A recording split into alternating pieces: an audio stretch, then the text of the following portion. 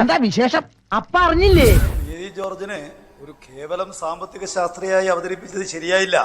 അവരെത്രയോ കാലമായി കമ്മ്യൂണിസ്റ്റ് വിരുദ്ധമായ സാമ്പത്തിക നിലപാട് കൈകാര്യം ചെയ്യുന്നവരാണ് എന്ന കാര്യം കൂടി നിങ്ങൾ പറയേണ്ടതായിരുന്നു. എന്തിനാണോ ഇവരൊക്കെ അകത്തോട്ട് പറഞ്ഞു വിടുന്നത്? അവിടുന്ന് എന്തെങ്കിലും കൊടുത്ത് പറഞ്ഞു വിട്ടുകൂടെ?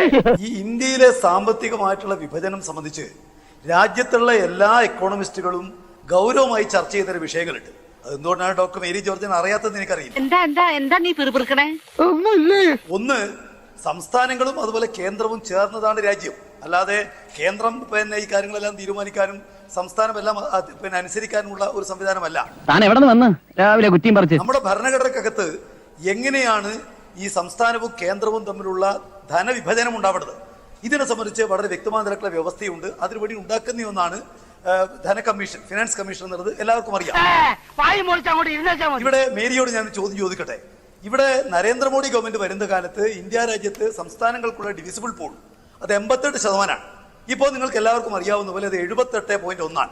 10% സെസ് വർദ്ധിപ്പിച്ച് സംസ്ഥാനങ്ങൾക്ക് വീതം കുറച്ചത് ന്യായീകരിക്കത്തക്കതാണോ? ഏതാ നിന്റെ രാജ്യം? കോഴിക്കോട്. കുതിരവട്ടമല്ലല്ലോ. 2, സംസ്ഥാനങ്ങൾക്കുള്ള ഒരുപാട് നികുതി പിരിവ് അധികാരം തന്നെ ഉപേക്ഷിച്ച് എടുത്തു കളഞ്ഞ് കേന്ദ്രത്തിന്റെ കയ്യിലേക്ക് ഒരുപാട് നികുതി പിരിവ് അധികാരം ഏറ്റെടുത്ത GST, അതിനകത്തുള്ള ധനവുമായി ബന്ധപ്പെട്ട വിഷയം അംഗീകരിക്കാൻ വേണ്ടി പറ്റുമോ? മനുഷ്യനെ നാണം കെടുത്താനായിട്ട് ഓരോ കോമാളി വേഷോട്ടോണ്ട് ഇറങ്ങിയിരിക്കുക. മൂന്നാമത്തെ കാര്യം, നമ്മുടെ രാജ്യത്തിനകത്ത് ആകെ ചെലവ് പരിശോധിക്കുമ്പോൾ വരുമാനത്തിന്റെ 62.4% നിങ്ങൾ എഴുതി വെച്ചോളൂ. എഴുതി വെച്ചിട്ട് മറുപടി അറിഞ്ഞോളൂ. നിന്നെ സമ്മതിക്കണം, നിന്റെ വായിൽ എങ്ങനെയാടാ ഇത്രയും പെട്ടെന്ന് ഇത്രയും വലിയ നുണകൾ വരുന്നേ? നമ്മുടെ വരുമാനത്തിന്റെ 62.2% കേന്ദ്രത്തിനും ചെലവിന്റെ 62.4% സ്റ്റേറ്റിനുമാണ് എന്നുള്ളത് രാജ്യത്താകെ അറിയുന്നൊരു കാര്യമാണ്. ഇത് ന്യായമാണോ? ഇവൻ നമ്മളെ കുഴപ്പിക്കാനുള്ള പരിപാടി, ഇവനിതിൽ എന്തോ കൈയുണ്ട്. എന്നിട്ട് ചെലവ് കൂടുതൽ സ്റ്റേറ്റുകൾക്കും വരവ് കൂടുതൽ കേന്ദ്രത്തിനും എന്ന് പറയുന്ന ഈ നിലയിൽ മാറ്റം വരുത്തേണ്ടതില്ലേ? ഇതൊരു ഗൗരവമായിട്ട് കാര്യമാണ്. പിന്നെ സംസ്ഥാന ഗവൺമെന്റുകളോട് രാഷ്ട്രീയമായ നിലക്ക് കേന്ദ്ര ഗവൺമെന്റ് കാണിക്കുന്ന സാമ്പത്തിക പക്ഷപാതിത്വം. പൊന്നു മോനെ, ഈ മുത്തശ്ശിയുടെ മുഖത്തൊന്ന് നോക്കട. ഇന്ന് കേരള മുഖ്യമന്ത്രി നിയമസഭയിൽ പറഞ്ഞു 2022-23 മാർച്ച് മാസം 31 മുതൽ കേന്ദ്ര ഗവൺമെന്റ് സ്വീകരിച്ചിട്ടുള്ള ഒരു പ്രത്യേക നിലപാട്. എന്താ പ്രത്യേക നിലപാട്? ഞാനൊരു സത്യം പറഞ്ഞ് വിശ്വസിക്കൂ. എനിക്കത് ഓർമ്മയില്ല. സാധാരണഗതിയിൽ സംസ്ഥാനങ്ങൾക്കുള്ള നികുതി, ഈ ബജറ്റേതര കടം, ആ ബജറ്റേതര കടം ഒരിക്കലും ഔപചാരിക കടത്തിൽ പെടുത്താറില്ല, ഇതുവരെയും പെടുത്തിയിട്ടില്ല. സ്വന്തം കഴിവുകേട് മറയ്ക്കാൻ ഉപകരണങ്ങളിൽ പരിചാരിക. എന്നാൽ 2022 മാർച്ച് മാസം 31 കേന്ദ്ര ഗവൺമെന്റ് കേരളത്തോട് നൽകിയിരിക്കുന്ന ഒരു കത്തിൽ അന്നത്തെ ധനകാര്യമന്ത്രി നിർമ്മല സീതാരാമൻ പറഞ്ഞു, ഇനി അങ്ങോട്ട് കേരളത്തിന്റെ ബജറ്റേതര കടം കടത്തിന്റെ പരിധിയിൽ വരും. അതുവരെ അതങ്ങനെ ആയിരുന്നില്ല. അല്പന ഐശ്വര്യം കിട്ടിയാൽ അർദ്ധരാത്രിക്ക് ഉടപിടിക്കുന്നു കേട്ടിട്ടേ. ഇന്ന് ബഹുമാനപ്പെട്ട മുഖ്യമന്ത്രി പറഞ്ഞപ്പോ 14 കമ്മീഷൻ കേരളത്തിന് അനുഭവിച്ചത് 2.5% ഈ ഡിവിസിബിൾ പൂളിൽ. 15 കമ്മീഷൻ അനുഭവിച്ചത് 1.92 അതുവഴി കേരളത്തിൽ നഷ്ടമായിരിക്കുന്നത് ഏതാണ്ട് 18,000 കോടിയാണ്. ഈ പണ്ടാരം പിടിച്ച നാട്ടിൽ ഇനി ഞാനില്ല. എന്തത് കൊള്ളക്കാര നാടാ? ഞാൻ ചോദിക്കുന്നത്, ഉമ്മൻചാണ്ടി ഗവൺമെന്റുകൾ ഇപ്പൊ കേരളത്തിൽ കിട്ടി വന്നിട്ടുള്ള കേന്ദ്ര വിഹിതം എത്രയാ? 45% കേരളത്തിലെ മൊത്തം വരുമാനത്തിന്റെ 45% ഉമ്മൻചാണ്ടി ഗവൺമെന്റ് കേന്ദ്ര വിഹിതമാണ്. ഇപ്പോഴോ 26% മാത്രമേ ഉള്ളൂ. അന്യായമാണെന്ന് പറയാൻ വേണ്ടി കഴിയണ്ടേ? ആൾക്ക് തീരെ വിദ്യാഭ്യാസം വിവരമൊന്നും ഇല്ലേ? വിഡ്ഢിത്തിരെ പറയുള്ളൂ, തെണ്ടി. 14ാം ധനകാര്യ കമ്മീഷൻ വരെയും സെൻട്രൽ പൂളിലേക്ക് വരുന്നത് 32% മാത്രമായിരുന്നു.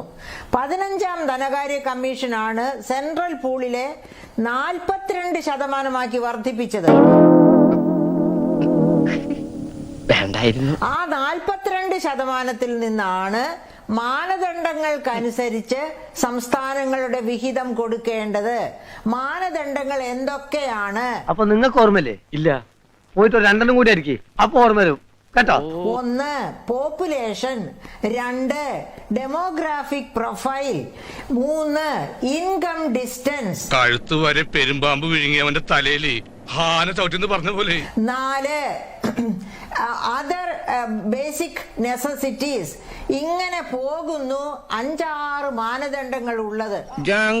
നീ അറിഞ്ഞ ഞാൻ പെട്ടു. അപ്പൊ ഈ മാനദണ്ഡങ്ങൾ അനുസരിച്ചാണ് ഡിവിസിബിൾ പൂളിൽ നിന്ന് ഡിവിഷൻ നടത്തുന്നത്. നേരെ മറിച്ച് ശ്രീ പ്രകാശൻ മാസ്റ്റർ പറഞ്ഞതിന്റെ അകത്ത് പ്രകാശൻ മാസ്റ്ററിന് ഒരു പക്ഷേ ഒരു അബദ്ധം പറ്റിയതായിരിക്കാം അറിയാതെ. ഞാനിവിടെ കിടന്ന് തീ തിന്ന കുറച്ചുകൂടെ തീ തിന്നുക, എന്നിട്ട് അതിന്റെ കൂടെ കുറച്ച് മണ്ണോടെ കഴിച്ചോളൂ, ഒന്ന് ആളി പടരട്ടെ. അതായത് ടോട്ടൽ ചെലവും ടോട്ടൽ റവന്യൂവും തമ്മിലുള്ള ഡിവിഷൻ, ഗവൺമെന്റും കേന്ദ്രവും സംസ്ഥാനങ്ങളും തമ്മിലുള്ള ഡിവിഷനില് അന്തരമുണ്ട്.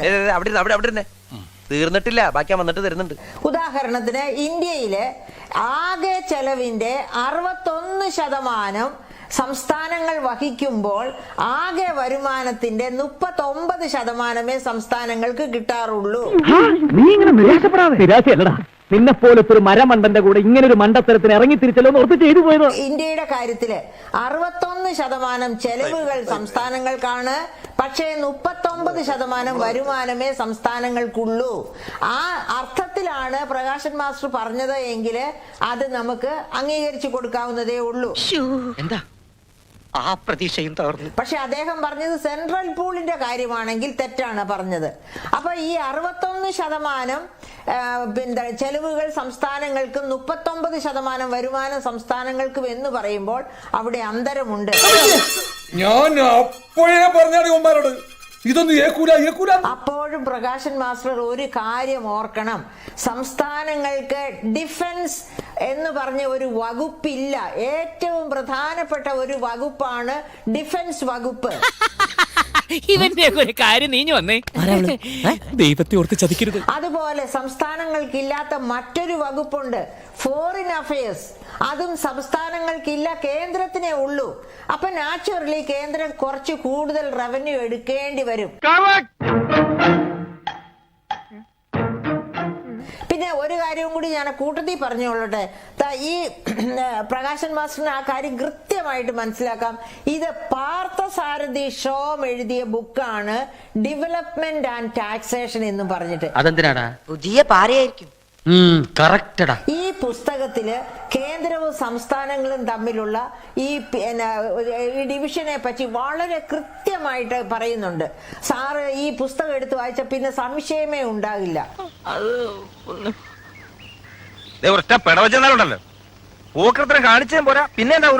ആദ്യം വ്യക്തി നന്നാവണം, എങ്കിലേ കുടുംബം നന്നാവൂ. കുടുംബം നന്നായ സമൂഹം നന്നാവൂ. സമൂഹം നന്നായ രാജ്യം നന്നായി. രാജ്യം നന്നായ ലോകം നന്നാവും. ഒരു 6 ഇഞ്ച് നീങ്ങി ഒരു ചുവന്ന സ്വിച്ച് കാണുന്നുണ്ടോ? കാണുന്നുണ്ട്. ഈ സ്വിച്ചിന്റെ കാര്യമാണ്.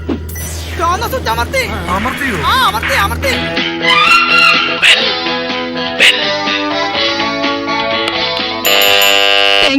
ഈ ഉപകാരം മറന്നാലും ഞാൻ മരിക്കില്ല. ഇതൊക്കെ എന്ത് ഉപകാരം. അപ്പോ നാളെ നേരത്തെ തന്നെ ഇങ്ങോട്ട് എത്തണം കേട്ടോ. ശരി.